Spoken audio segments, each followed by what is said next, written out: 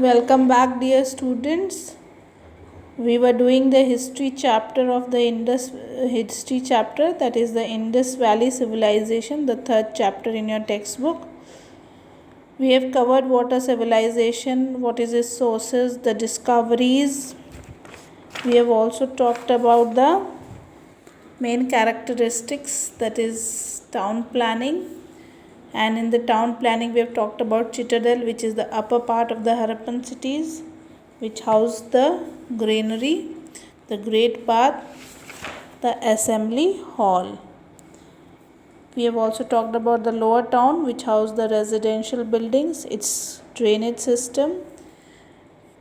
We have talked about the dockyard in Lothal, about the kind of administration, the society in which they live, the food and agriculture, and how they domesticated animals. Now we are going to talk about the dress and ornaments and the makeup of the people of the Indus Valley civilization, the features and its characteristics. So many evidences have shown that the dresses on statues and carvings on seal reveal that women used to wear skirts or lehenga, and a cloak or a shawl was used to by them as an extra clothing to cover their arms and shoulders. They also clay spindles have also been found at many Indus Valley cities that suggest that they had the knowledge of spinning and weaving cotton, because men wore band of clothes to cover the lower portion of the body. They also covered the left shoulder with loose clothes that passed below the right shoulder. They were probably the first to cultivate cotton. We have done so in the previous agriculture section when we were dealing with it. They wore both cotton and woolen clothes. So, what kind of makeup they used? So, this was the dress. Now, the makeup. So, men used to keep beard, and their long hair was woven in a lock falling backwards or collected in a juda or a bun in the middle of their head. And for the women, they used to tightly comb their hair. They used cosmetics. So women in those days also they used cosmetics like kajal, kohl, collyrium, face powder, lipstick, face paints as makeup on their face. So some seals, when you see this dancing girl inlaid with makeup, that is one of the evidence which shows us that it is a bronze statue of a dancing girl with makeup.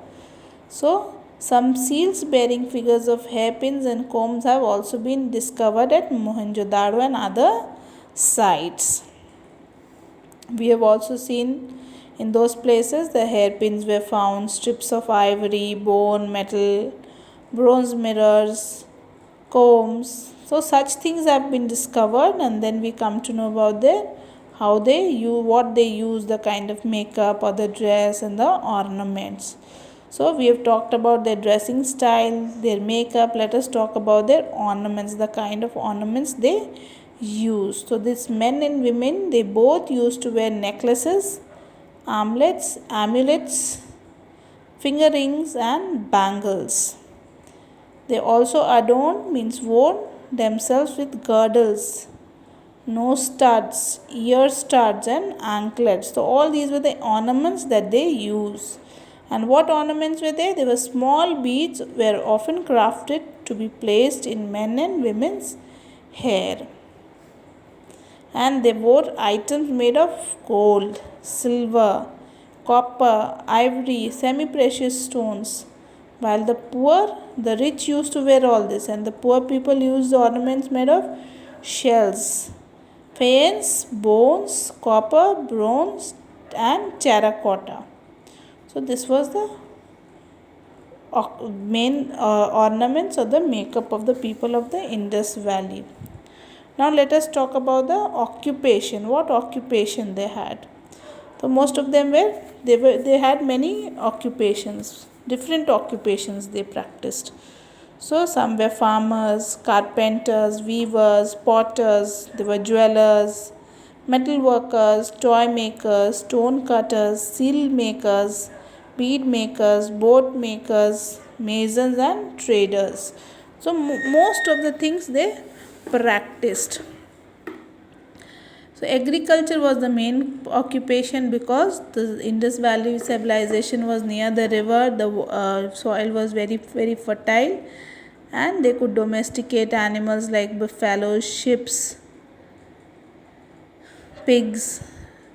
Pottery making was another advanced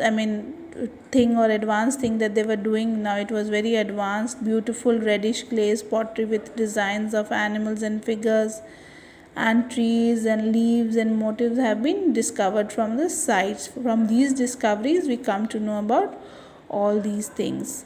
And huge brick structures indicate that bricklaying was an important occupation. Okay, they were goldsmiths, silversmiths, bronzesmiths, and they were making ornaments, figures, tools, etc. Fishing was another, and fishing and bead making was another important occupation of these people. So next, more in the next section. Thank you.